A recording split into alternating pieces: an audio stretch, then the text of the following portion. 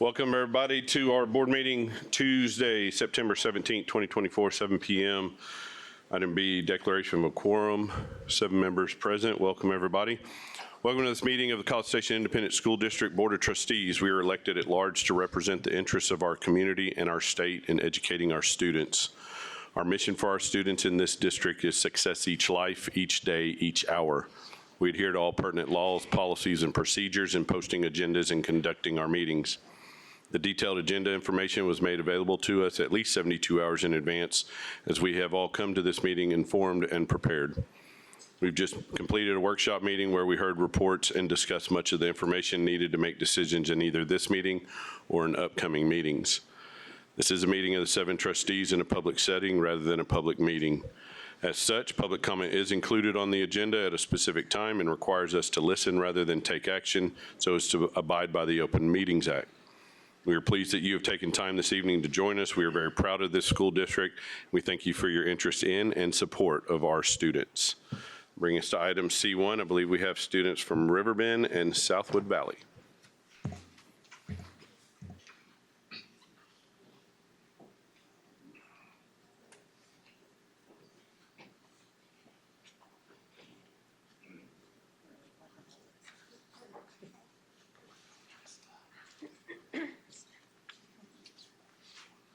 A little short for me.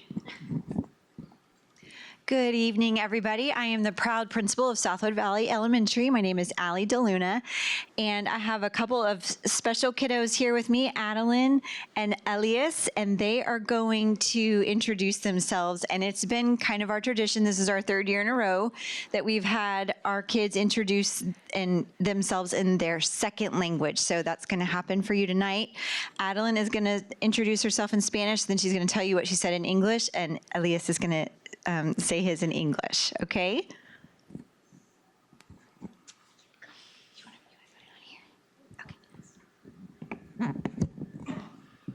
Hola, mi nombre es Adeline. Estoy en 2º grado en primaria Southwood Valley. Cuando empecé kinder no sabía leer o escribir en español. Ahora yo puedo escribir, leer y hablar en español.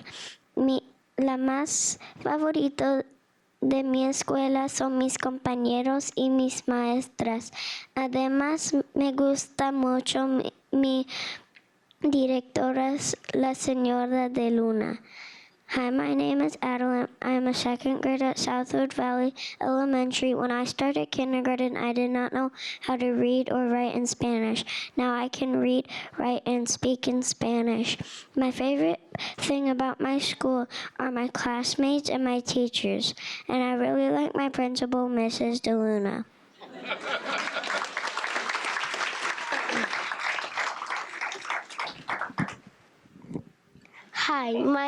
Hi, my name is Elias, and I am a 2nd grader. When I started kindergarten, my parents spoke mostly Spanish.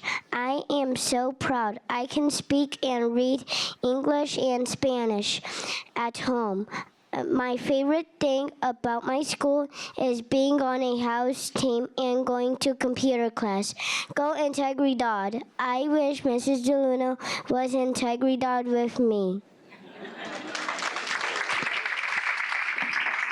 These 2 children light up my world every day, and this one with his smile, he always wants to take a selfie. Almost every time I see it, it's like, let's take a selfie, and then he'll say, I wish you were on my house team. So he wanted to make sure and tell you guys that tonight.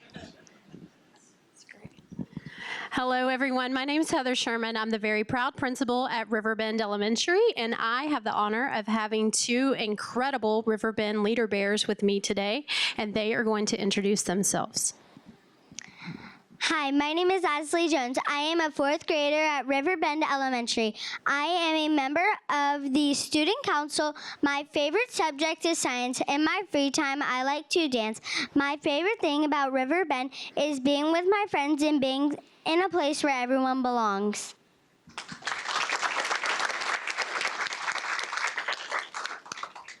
Hi, my name is Noah Caruth. I'm a 4th grader at Riverbend Elementary.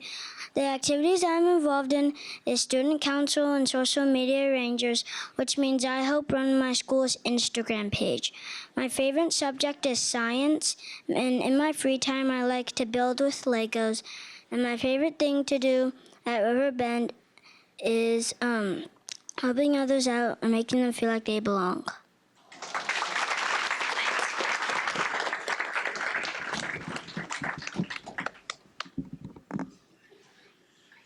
Please rise for the pledges, a moment of silence. I pledge allegiance to the flag of the United States of America and to the republic of which it stands, one nation, under God, indivisible, and with liberty and justice for all. Honor the Texas flag. I pledge allegiance to the Texas, one state under God, one and indivisible. Please stay standing for a moment of silence.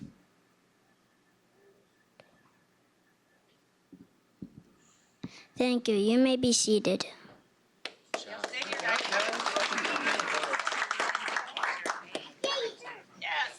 Come on back here, y'all.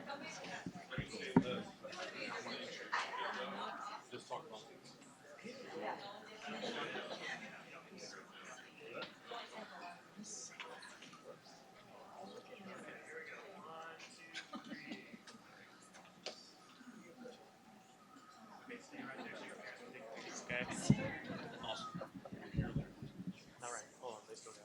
Hold on. Come up here.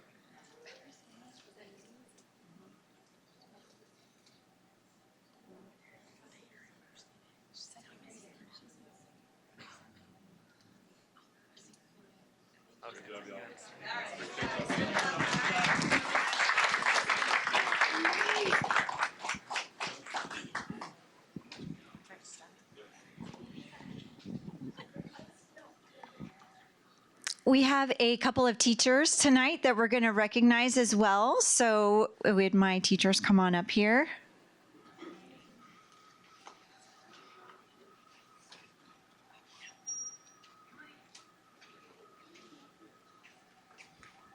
Tonight, it is my absolute honor and pleasure to recognize Beth Heber and Michael Thompson. They are both our resource teachers at Southwood Valley. And if you opened up a dictionary to find, just to look up the heart of a special education teacher, you're going to see these two faces right here. They are all in all the time. It doesn't matter what or who, they're ready to jump in to support their team, to support me, to support Mrs. Newton. And they are both constantly sending me texts and pictures of their student successes. And that just shows that they are just, they're in it every day to help those kids be just the absolute best that they can be. And every day is a new day. Every day is a fresh day. And they take every challenge with, okay, how are we going to figure this out? How are we going to make this easier for everybody? And so when it was my turn to recognize somebody, it was a no-brainer. These two definitely deserve more than just my words, but that's all you're going to get tonight. Sorry. But thank you so much for all of the hard work that you pour into our kids at Southwood Valley every single day.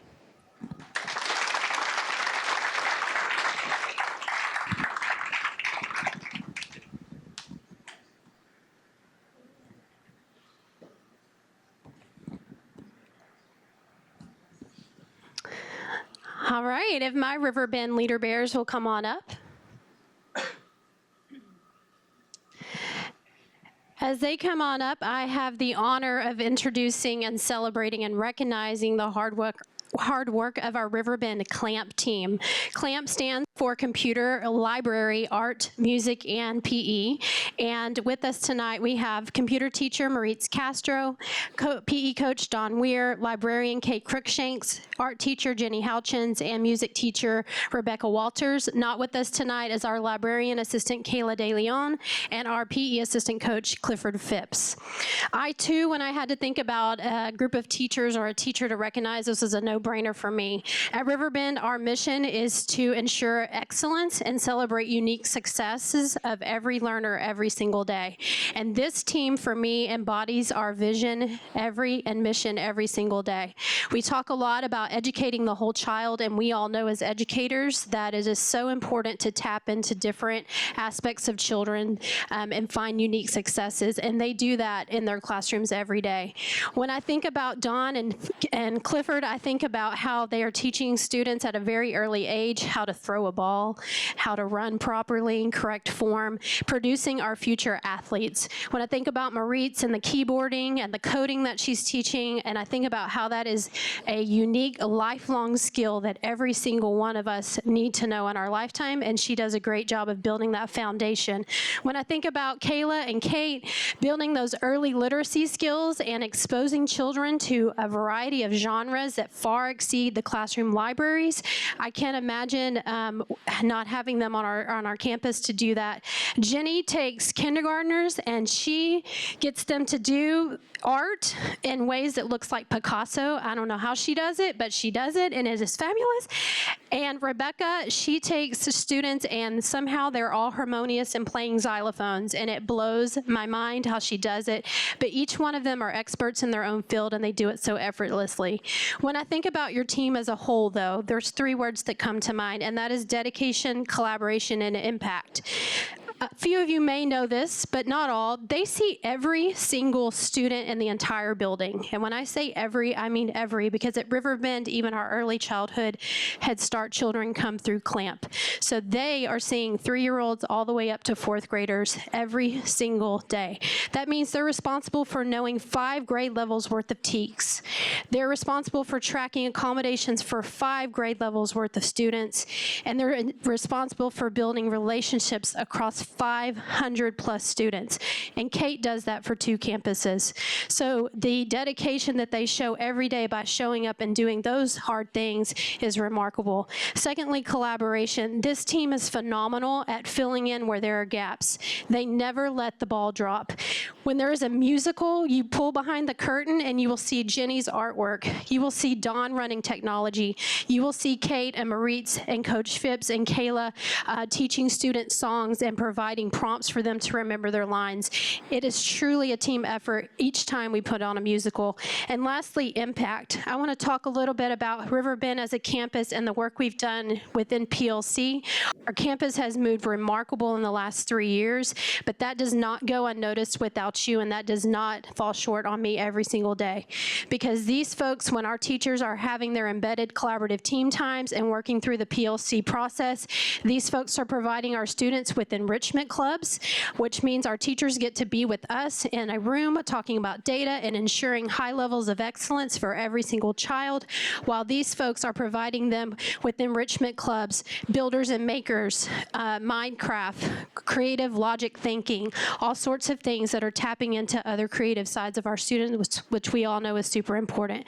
So I just want to thank you so much, because your impact far succeeds any words that I could ever give you. And again, that's all you're going to get from me tonight as well.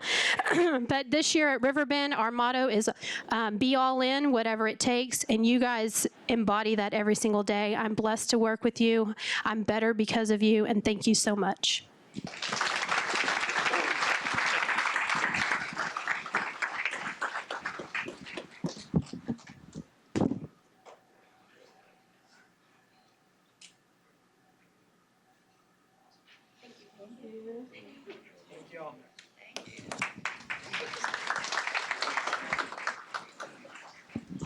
Good evening. My name is Josh Simek. I'm the Assistant Superintendent of Operations. New this year at our school board meetings beginning this month, we will recognize 3 of our auxiliary employees.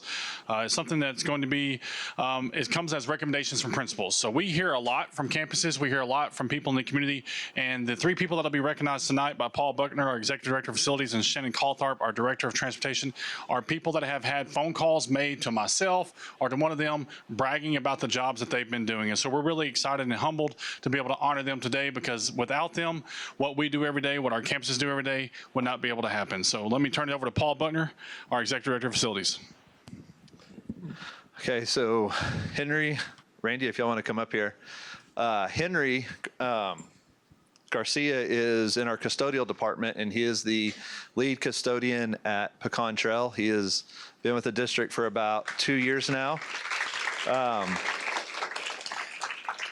Been told by multiple, does an exceptional job in maintaining cleanliness and upkeep across the campus, and has great rapport with the team at Pecan Trail. Then Randy Vidoc is one of our carpenters for the district, and he has been with the district for roughly 21 years. And not only does the campuses he maintains, but you'll probably see him across the district giving someone else a hand that needs it in the various other departments in our maintenance group. So just want to recognize them tonight for all their hard work they give us.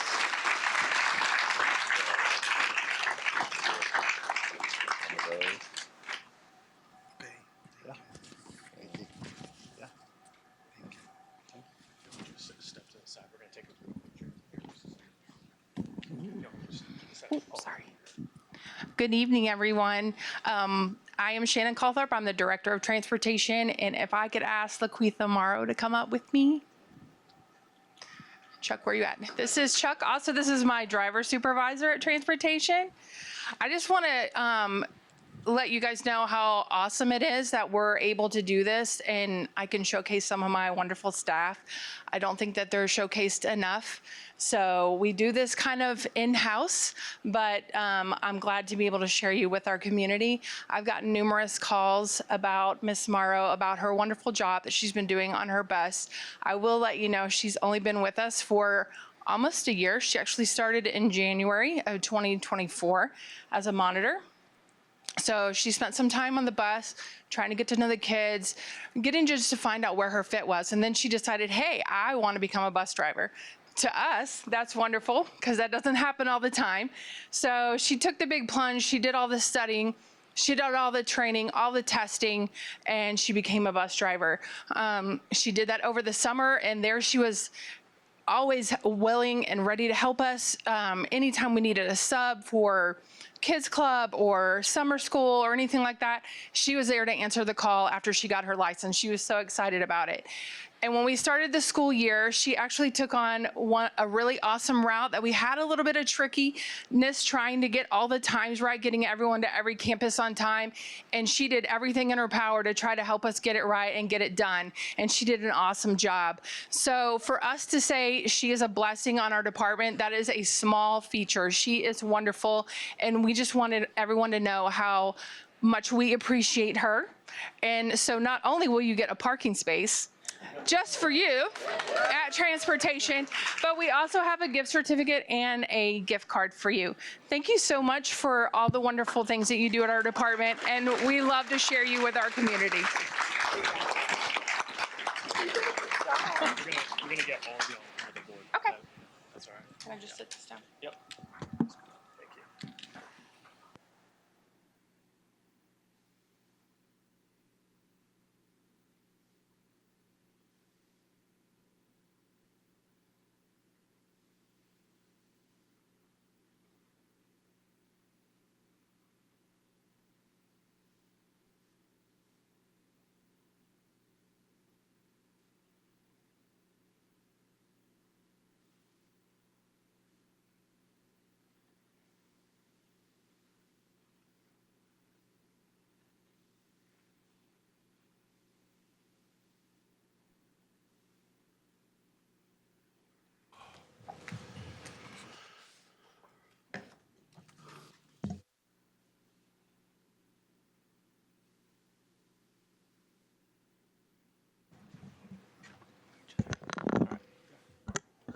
Good evening. President Horak, Dr. Harkreiter, and members of the board, thank you for allowing me to be here and speak with our community regarding instructional coaching in CSISD. Hi, I'm Andrew Vitek, and I've had the privilege of opening Welborn Middle School in 2018. I've been a part of Welborn's team in a few different roles as a 7th grade math teacher, an instructional coach and interventionist, and now I serve the campus as a math science district instructional coach. My hope tonight is to shed light on what instructional coaching is, how CSISD has equipped the district instructional coaches to take on this responsibility, and the impact we intend to have as we strive for growth for all students and all teachers. So, what is instructional coaching? This past July, Welborn's instructional leadership team attended Solution Tree's High Impact Teams in Austin. One of our keynote speakers presented data regarding teachers entering education. The data he presented indicated that teachers get into education because they want to make a difference. But they stay in education because they have the skills, resources, and tools to continue to make a difference in each student's lives. That statement not only struck me, but it's also helped mold for me the way that I think about instructional coaching. The role of instructional coaches, my role, is to invest in our teachers, support their growth, because as our teachers improve in their skills, there will be a direct impact on student growth.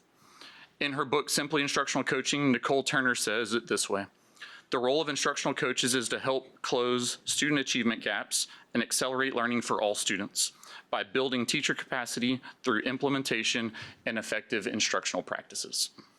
So with this in mind, what does this look like in practice? How have we been equipped to take on this task? At the beginning of the school year, all district instructional coaches and campus principals received 3 days of training from Nicole Turner regarding her Simply Instructional Coaching model. During this training, my team, along with every campus in our district, developed plans for launching and sustaining instructional coaching. Her action follows the acronym SIMPLE. S, starting with a vision. I, introducing instructional coaching to the staff. M, measuring the impact of coaching. P, providing strategic support. L, launching coaching cycles. And E, engaging in professional learning. I'd like to highlight 2 of these for y'all right now: providing strategic support and engaging in professional learning. Regarding providing strategic support, in CSISD, all teachers will be coached, but the way that they receive coaching will look different. Instructional coaches will work with collaborative teams, provide professional development, and coach individual teachers. When coaching collaborative teams, coaches develop the skills of our collaborative teams in 4 different areas: identifying essential standards and developing student-friendly learning targets, creating team formative assessments, providing extra time and support so that students can receive intervention if needed, but also extend their learning when necessary, and then also assessing comprehension at the end of units. When leading professional development, instructional coaches provide professional learning opportunities on particular skills or instructional strategies with different groups of teachers. And then thirdly, instructional coaches will also coach individual teachers. Nicole Turner, in our training, introduced instructional coaches to what she calls the core 4: content, instruction, organization, and management. CSISD's instructional coaches will use this core 4 as a framework for support for teachers through a plan, act, and reflect cycle. Instructional coaches are also going to engage in professional development throughout the year to continue to hone our skills as we support our teachers through supporting our students. CSISD's district instructional coaches are receiving bi-weekly ongoing professional learning with Nicole Turner of Simply Instructional Coaching. Not only will she share the resources, tools, and procedures that she has learned based on her instructional expertise, but she's also going to field questions and support us as we are where we are. In addition to working with Nicole Turner, one of the highlights of my week is the job-alike collaboration and professional learning that I get to experience every Friday with our executive directors of instruction, Tiffany Parkerson and Letty Roman. As a collaborative team, we've had the opportunities to laugh together, share challenges with each other, and most importantly, learn from the experience and wisdom of nearly 50 educators in the room. As of today, we've had 3 opportunities to meet, and each time we collaborate, I'm returning back to Welborn Middle School with the skills, tools, and resources necessary to make a difference. Investing in people is important to me. Investing in teachers is important to me, and investing in our students is also important to me. Instructional coaching is hard work. It is good work. When we invest in our teachers, we also are investing in our students. Teacher growth directly impacts student growth. Thank you for your time. Thank you for having me.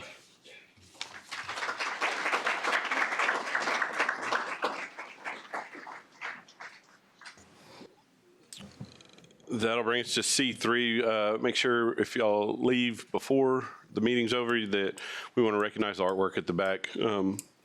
Obviously, y'all have heard it's close to Picasso's work, so make sure you look at that because they're from Cy Grove and Southwood Valley Elementary. So That'll bring us to item D1, board reports. Who'd like to go first? I'll go first. So Ms. Ege, Mr. Decker, and myself all serve on the District Educational Improvement Council, and it was my first meeting. Really excited to be on this committee this year. Kind of just a general first meeting of the year. We did talk about the district improvement plan, which will be talked about later on in this meeting. And they're actually going to start calendar planning next year, which is crazy because we just started the school year, but that's how quickly they get on it. So just looking forward to serving on this committee.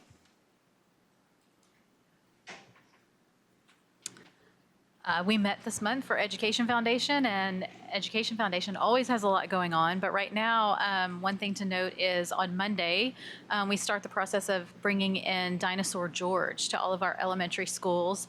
And that's a program where Dinosaur George will bring a traveling museum that focuses a lot on dinosaurs, and the kids get to spend the day seeing that, and then the families can come after school is over to see it as well. And I know when some PTOs brought him a number of years ago when my kids were in elementary, it was really great. So lots of things going on with Education Foundation, but that's one to note.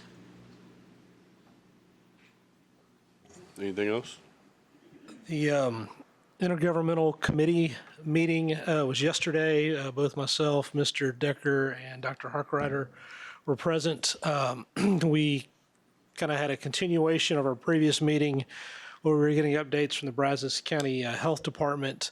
Probably the big thing for us as a board to just be aware of is seeing a little bit of spike in avian flu and West Nile. So just keep that on the radar. And then also the health department is probably going to, I don't want to put words in their mouths, but approach us in the next couple of years about becoming a member of their board, which has some benefits, but would also have some cost involved, I'm sure. Last thing from that committee meeting was Commissioner Aldrich, who is leaving the board, the Commissioner's Court in January. We've got to find a replacement for him, and so Mr. Decker and I nominated Dr. Harkrider. And just kidding. So, so there will be a new head of that committee here in the next few months. Nice. Goodness. I just want to share something the board knows, but the members of the community and employees here don't know. In addition to teaching at A&M and then serving on the board, I also serve in the Air Force part-time as in the Air National Guard, and I will be gone on a deployment for the next 6 or 7 months. So when I get back, I'll roll back on the board. But I just want to share, in this community, we have a passionate, enthusiastic parents. This is an educated community, which is great, and feedback is welcome. And when you catch me in HEB, or at the football game while my bluebell's melting in the cart, and want to share things with Mr. Grimes. The music at volleyball is too loud. Last year's too quiet, but this year's too loud. So just want you to know that. But keep in mind what we're dealing with nationally. Teachers have been leaving this profession. In 2021, they left at a record rate. And in 2022, they broke that record. In 23, they broke the record again. In 24, they broke the record again. And at the same time, in our state, in Texas, the governor has not increased funding since 2019 and imposed unfunded mandates. We're funded on attendance, not enrollment, by one snapshot date. And public education is under attack. So they want to push uneven voucher agenda, where private schools, private students would get more money than public. So where I welcome your passion and your criticism and your enthusiasm, the board here is oversight. We do not determine funding or curriculum or have the ability to increase resources. So if you want more resources, more teachers, more support, then contact your state board of education reps. They're elected officials. That's what they're there for. Talk to your legislators. Are they funding public education or not? Right? Make your vote count and contact the people in Austin who can help change these things. The people that are here work so hard to educate your children. My wife, who will endure this with my daughters while I'm gone, teaches around 130 14 to 15-year-olds. Have you been around? that many 14 or 15 years? Have you been around your own? One or two is enough, right? The people here work really, really hard. So please prop them up. Fight for public education. Find ways to get involved and be a part of the solution. I've volunteered in this district since 2016, and I'll do another 3 years on the board. Education's for everyone. It gives everyone the opportunity to succeed. That's what we do in public education. We cannot do more with less. Please, we need your help now more than ever. Thanks.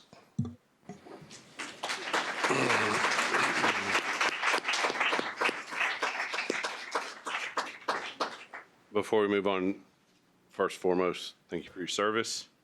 Safe travels. See you when you get back. All right, brother. Dr. Harkrider, Superintendent update. Yes, sir. Very well said, Dr. Payne. Beginning last week, we've had 3 consecutive weeks of our crosstown showdowns with our 2 great high schools. Last week, it was team tennis. Friday night, it is our 2 football programs. And next Tuesday will be the first of 2 games between our volleyball programs. So I would encourage you to get out. I've said this many times. I've never seen a 2 high school district that kids perform at the level that our kids perform in every single category: fine arts, academics, anything extracurricular related, athletics. It's something special. And if you've become immune to it, please Google some other districts with 2 high schools and see how they. There's always a have and a have not. And we're very blessed here to have some great educators working with their kids. So it's truly special. This Friday is the end of our first 6 weeks, and looking further ahead, parents, October 10th and 11th, which is a Thursday and Friday, are 2 staff development days for our staff members so they can get caught up on some things, and October 14th is our Columbus Day holiday for the entire district. All righty.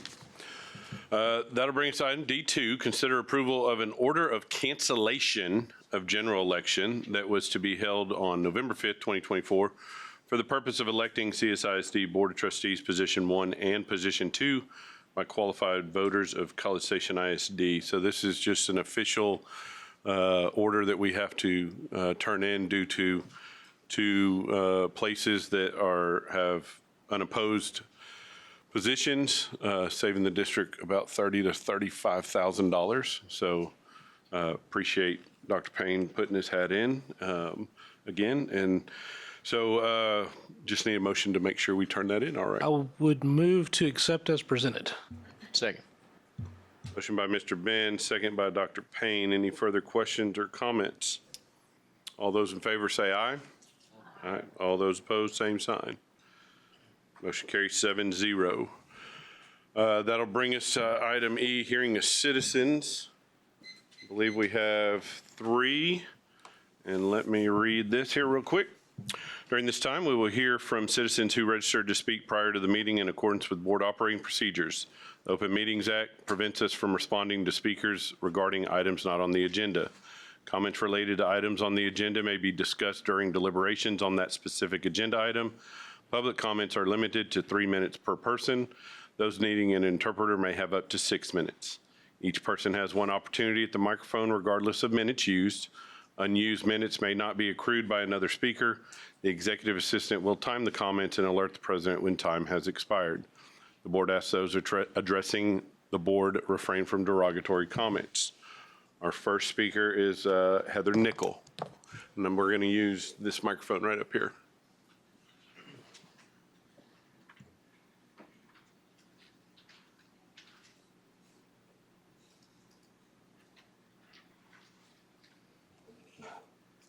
Good evening, and thank you for the opportunity to speak. My name is Heather Nickel, and I'm a parent of 2 students in CSISD. I'm here to continue advocating for my daughter, who greatly benefited from last year's pullout intervention, and to support the incredible teachers of CSISD. Since May, I've been accused of spreading misinformation and causing trouble. I have contacted Central Office to discuss these claims and requested a meeting, but I was informed that they were unaware of what I was referring to. Let me be clear. My goal is to not create conflict. It is to advocate constructively for the best interests of our students and teachers. I'm deeply concerned about the direction CSISD is heading. Although the school year has just begun, teachers are already overwhelmed, unheard, and disheartened. A recent survey revealed that 94% of teachers don't believe CSISD is focused on their needs or those of students. One teacher said, "We know what is best for our district. Please remember that our students are only children. They spent most of their days at school with us. Rushing them through the day is harmful. It is harmful for their mental health, and they cannot learn this way. Teachers are the most effective resource in the classroom, not a computer program or test scores or one curriculum." I believe in the potential of the PLC model, but its success depends on proper implementation and support. One teacher said, "The PLC model can benefit both teachers and students if we adopt it gradually and thoughtfully. We shouldn't have to sacrifice teachers' well-being to rush it. Time is critical, but so are the necessary tools and training." When asked if they feel equipped to implement the PLC model, 93 of respondents said no. As one teacher shared, "It's unfair to claim we will grow as one when most schools are not properly equipped." When I've raised these concerns, I was told there's an open door policy at central office, but many teachers fear retaliation.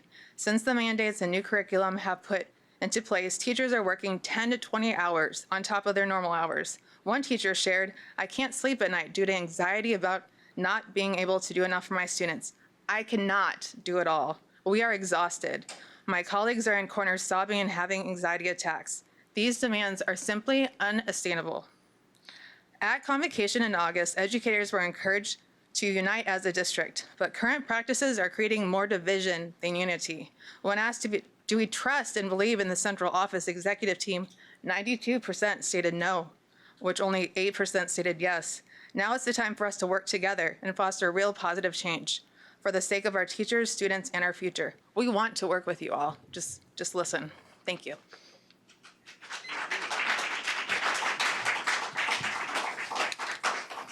Next speaker is Stephen Ferguson.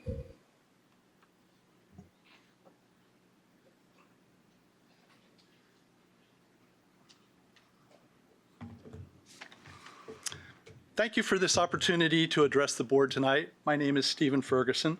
My purpose tonight is to reveal the major changes that have occurred at College Station High School. There is a daily 28-minute loss of class time and a huge increase in class sizes. These are the result of two programs. One is the updated professional learning community program. The second is the daily 30-minute WIN class. The lost class time came to my attention while I was looking over my son's new class schedule. The schedule has 46-minute class periods instead of the previous 50, a daily 30-minute WIN time, and a reduced 25-minute lunch break. No communication was made to explain these changes. I immediately sent an email to Principal Grimes to express my concern and request a meeting. My son and I began to investigate the changes. He asked several teachers about class sizes. They told him that class sizes were historically below 30 students, but sadly, many of those classes now host 35 to 39 students. Why was this not communicated to the students and parents? Teachers were expressing their frustration about shorter class times and larger class sizes. Tragically, the students are now feeling rushed to finish lab experiments, rushed to finish their essays, rushed to complete exams. The administration could have implemented a less disruptive program. During meeting with Principal Grimes, he informed me about the PLC program. From my perspective, the daily departmental meetings come at too high a cost. Core curriculum teachers are now teaching 5 instead of 6 classes. He described a top-down approach regarding the program decisions with no students or parents involved in the discussion. During the meeting, I requested detailed class size information. At a subsequent discussion, he said he had reviewed the class data and that the increases were relatively small. Since Mr. Grimes did not provide the size information, I contacted the communications office and received PDF files. Analysis of the class increases were more shocking than I expected, and definitely should not be characterized as small increases. These tables right here tell the whole story. The big picture is that class sizes have increased this year. During the 2023 school year, 24 core classes had 29 or more students. The number is now 80 classes for the current school year. Science classes have been hit especially hard. class sizes increased an average of 18%, and there are 29 classes packed with between 30 and 39 students. History sizes have increased 12%, math and English classes 8 and 9%. I believe that the administration has been negligent in their lack of communication. It seems obvious why the school administration is trying to hide the increases from parents because the numbers are extremely embarrassing.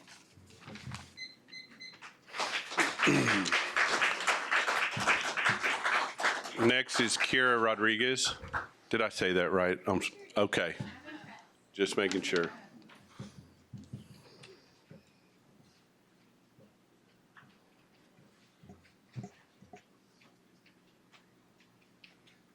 I feel like I need a stool.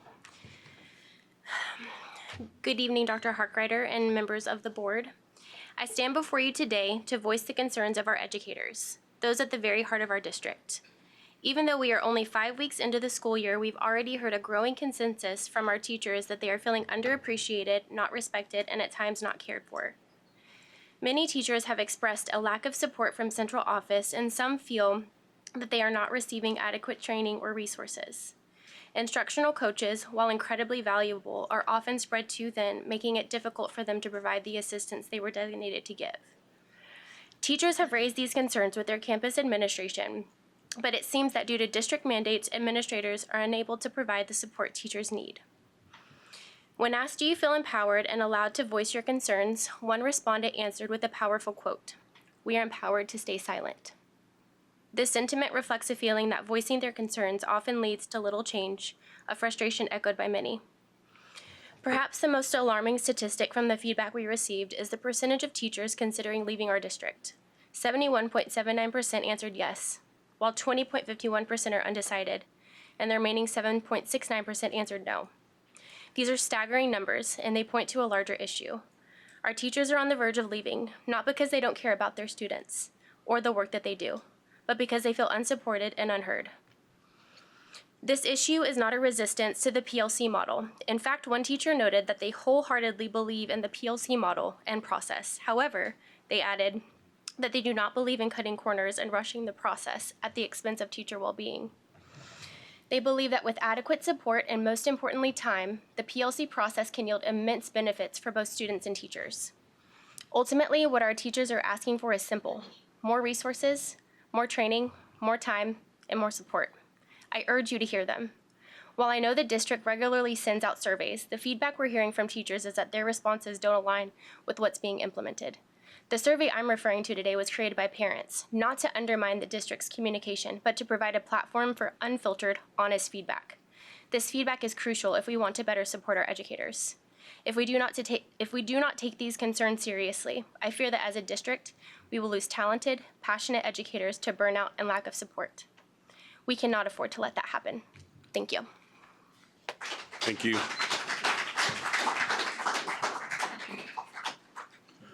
That will bring us to item F, consent agenda. Those items are item G, H3, J1 through J9. And that is it. Motion to approve. Second. Motion by Dr. Payne, second by Ms. Simmons. Any further discussion or question? All those in favor say aye. Aye. All those opposed, same sign. Motion carries 7-0. Brings us to item H1, receive a report on Edmentum. I believe Miss Natalie's doing that. Yeah.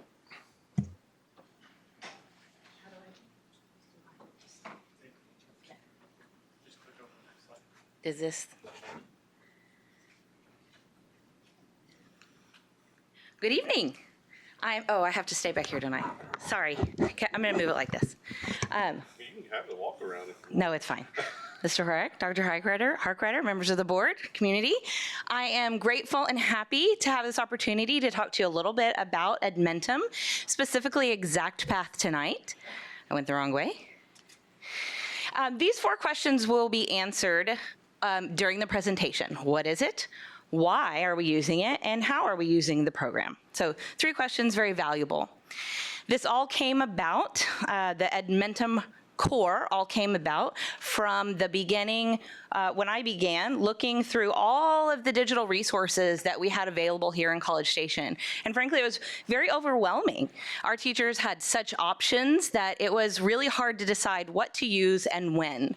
So this is one piece of the fruits of the labor of that redundancy audit. Study Island and Exact Path were in place in some campuses. We also utilized Education Galaxy and Liftoff. And then we used our Edgenuity for courseware in our high school for that credit recovery. We were able to, this year, consolidate into that what you see as Study Island, Exact Path, and courseware, which are all Edmentum products, and create one contract that just financially served us better, as well as minimizing the choices and still providing that high quality digital resource for our teachers and students. So I'd really like to focus on Exact Path. That is what we are rolling out this semester to our teachers and students with some targeted minute usage based on some research. Study Island is what we would love to offer the teachers as a tier 1 support. So resources that are available to support the standards and the grade level in the classroom, the new information that they're teaching. Exact Path targets those gaps.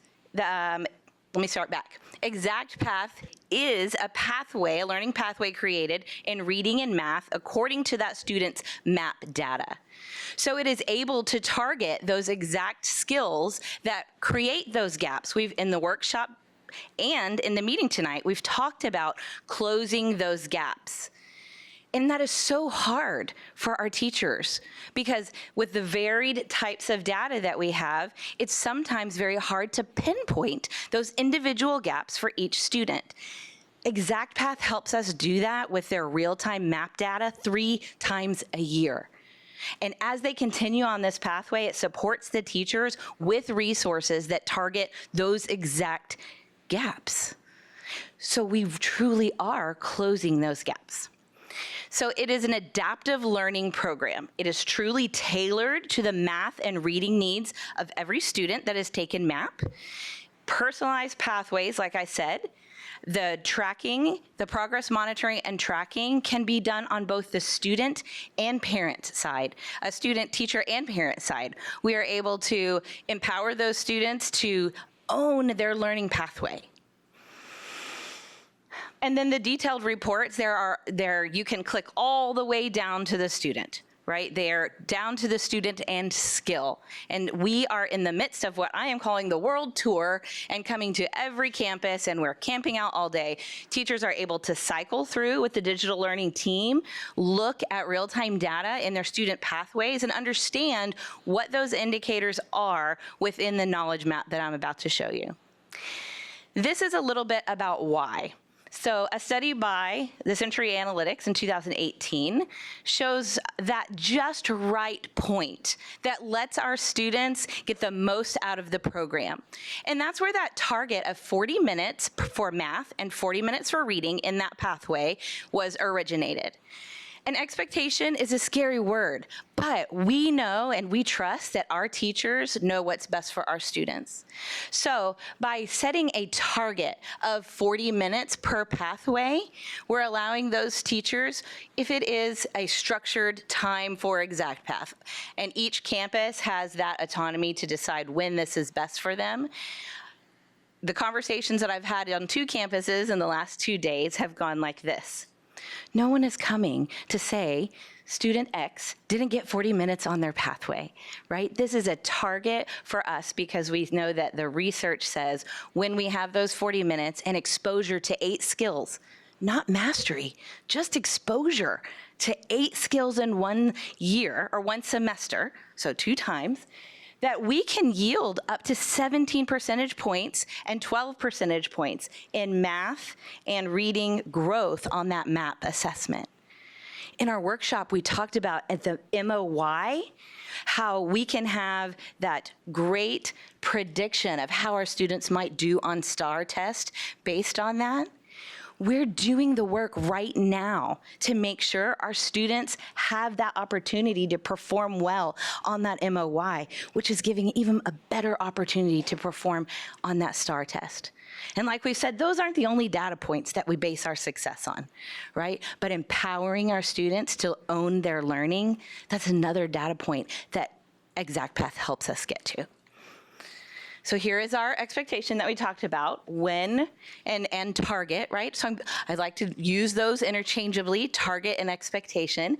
When those students are working and a teacher says, hey, I see that this student needs more than a computer on this skill to help them progress. Teachers know, and teachers in College Station ISD, they care. So they're gonna pull those students. And guess what? That student's not gonna make their target for minutes, and that's okay. Because teachers know what their kids need, and we know in CSISD that we can trust our teachers to do that.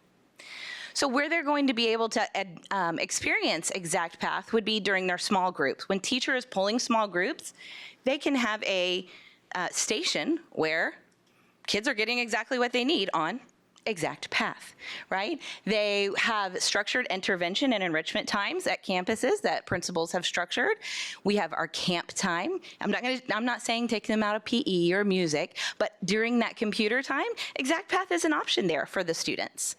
We can do bell work. We can even do it at home. We can access that through ClassLink, and students that are motivated to do that at home can take some time to participate in ExactPath there. The other part that I truly love about ExactPath is the varied student views. Our K2 students, we just need them to be able to click and go, so they have a very elementary view. Our 3 through 6 students, they want to feel a little bit more grown up, still need a little of a simplified version, but they've got a little more detail. And then in our 6 through 12 students, they become more of a mature and college-like view. On the teacher side, here is what I was talking about when we can see that exact path. I need to move over here and point. This is the learning gap. It's right here. And that's where they're going. All of those green squares, they're already mastered. They don't need to experience those on their own again. They need to apply those in their Tier 1 learning. When we fill those white gaps, we afford access to that Tier 1 learning for that student on grade level.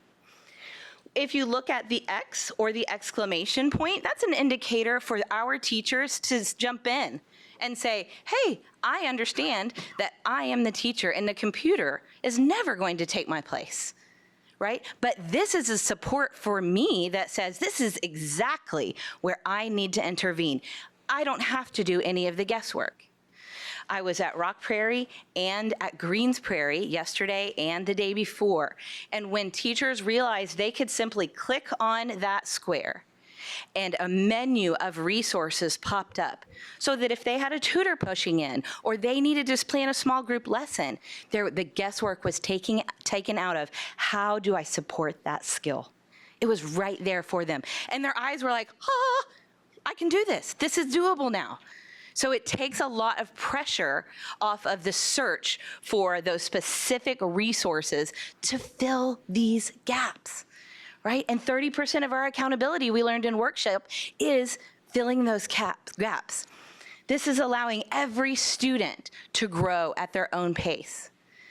You know what? Some students, they are above grade level. And so their exact path takes them above grade level and pushes them beyond, right? Teachers can still intervene when they see a student performing above grade level and they need that extra push. They still have the resources that they need. So we're supporting intervention and we are supporting enrichment from this program. The easy to read dashboard makes it very easy for teachers to jump in and use that. Here's something that I would really like to highlight. This is up through last week's data. All of those white squares that you saw in there, for math, almost 4,000 of those white squares were mastered. For reading, almost 3,000. And this is not full implementation throughout the district. Like I said, the digital learning office is going to travel to each campus. And as we hit each campus, I expect to see these numbers grow exponentially when teachers fully understand the potential of the program. Here are some bright spots that I have visited. With a 90% implementation, second grade at Creekview. That means 90% of our second graders have already gotten on the program. They've got a 46-minute per week average, and they've mastered 1.6 skills. Guys, remember, 8 skills per semester exposure. They're already at 1.6. That's great. That's amazing. At South Knoll, we've got in third grade 96% implementation, a 68-minute average, and 2.1 skills mastered already. We're not even through the 6 weeks. And at first grade at College Hills, 70% implementation. I found them on the recess yard. I got to go and congratulate them. 44 minutes is their average, hitting about 1.1 average skill. So it's already in action. We are not at full implementation, and we are really seeing the fruits of the support that this platform can give both our teachers and our students. Any questions? Okay.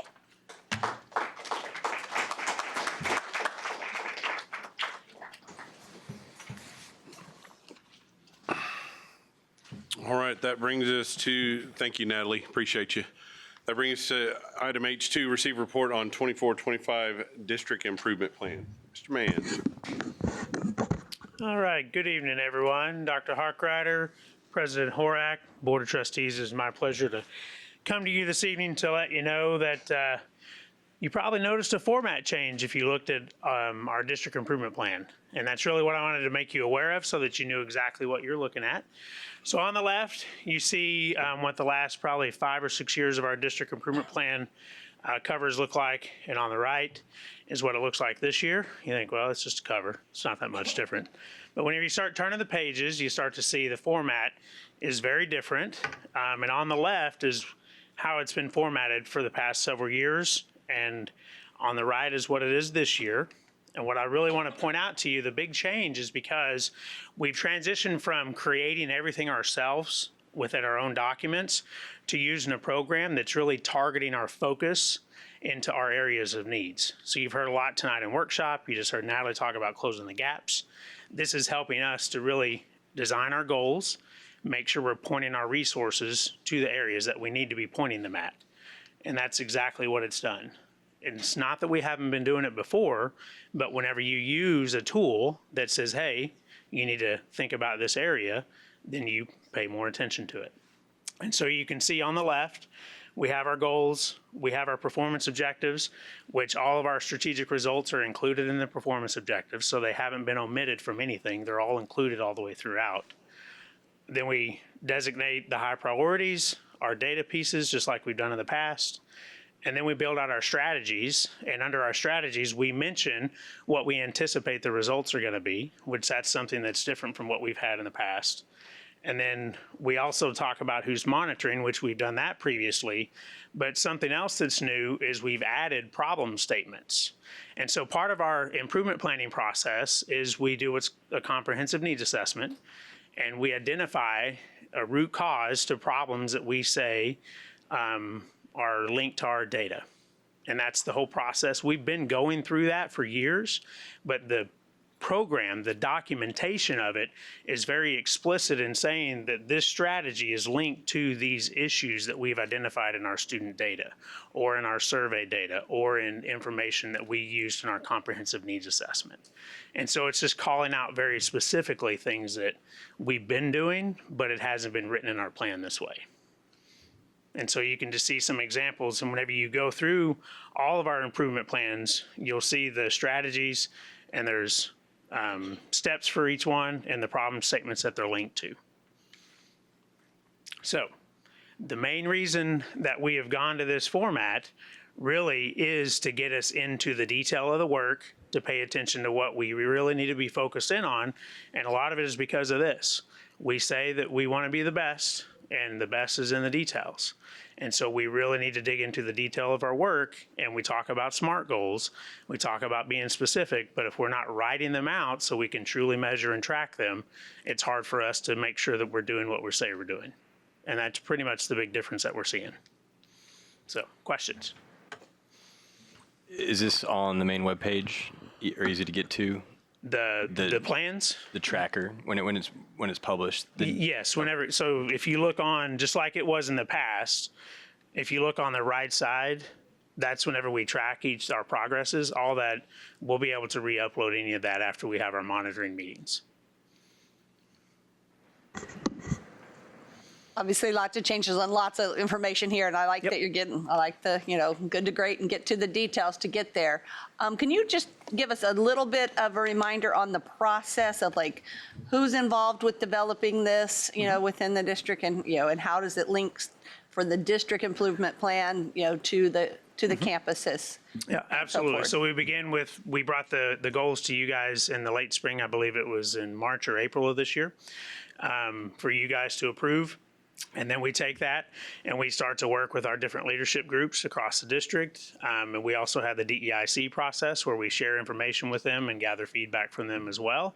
And we craft and develop it over the summer. And then we talk through, and just like our campus plans, the principals are working on those all the way through until just recently. We're doing the same thing with ours because we want to make sure that it's all up to date. And obviously we don't get our state assessment data in until late sometimes.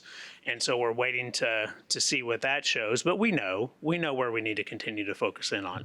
So we gather our stakeholder voice. Our strategic plan was our really big comprehensive needs assess process a couple of years ago, and we still use that as our guiding post for what we're doing. And so you'll see as you go through this, the strategic plan is all throughout the document. It just looks in a different format, but the things that we're doing is all still part of our focus area. So still a lot of stakeholder voice in the process. Other questions or wondering? Anything else? Thank you, Mr. Mann. You bet. Appreciate it. Oh, what you got? You sure? Okay. Okay. That'll bring us to item K1, consider approval of the middle school athletics improvements. Mr. Buckner.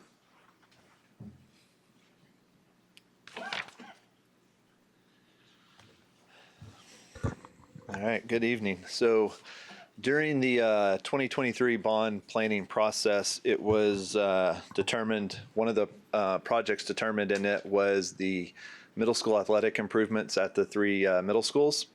This project includes replacing the fields at the middle school stadiums with turf and replacing the track at two of the middle school locations, that's Welborn and College Station middle schools.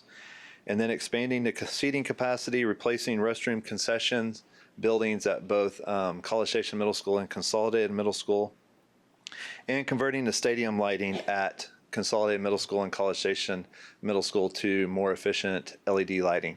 Welborn already has the LED lighting, and their existing restroom concession will be enlarged just to accommodate the number of restroom facilities that is required with the increased capacity of the seating.